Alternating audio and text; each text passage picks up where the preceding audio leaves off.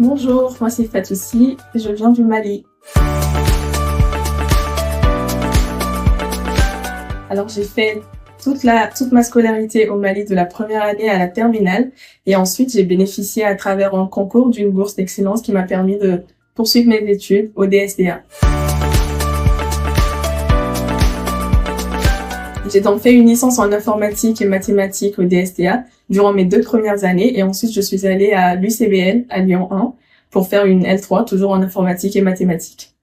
Et ensuite, j'ai fait des concours pour intégrer des écoles d'ingénieurs.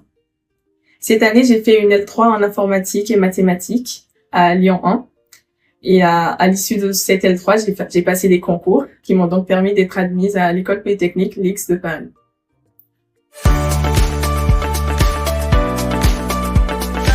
Alors, ce que j'ai apprécié ici, c'est déjà le cadre de la ville. Vu que c'est une petite ville, c'est propice pour les études et nous sommes donc en petite promotion dans les classes, ce qui rend le contact avec les professeurs assez facile. Donc, on peut poser nos questions facilement et on bénéficie d'un certain accompagnement qui est du fait qu'on soit en petite promotion.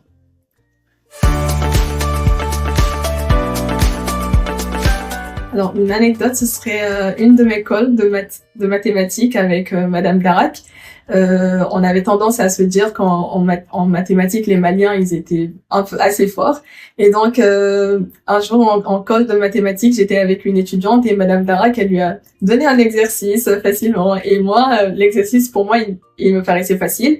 Et donc, elle m'a dit, attends, je vais te chercher un exercice. Et elle m'a cherché un exercice bien loin dans son ordinateur qui était plutôt compliqué. Et c'était assez drôle, mais ça s'est bien passé. Alors, si j'ai un conseil à donner aux futurs étudiants, c'est de surtout profiter du cadre de l'école.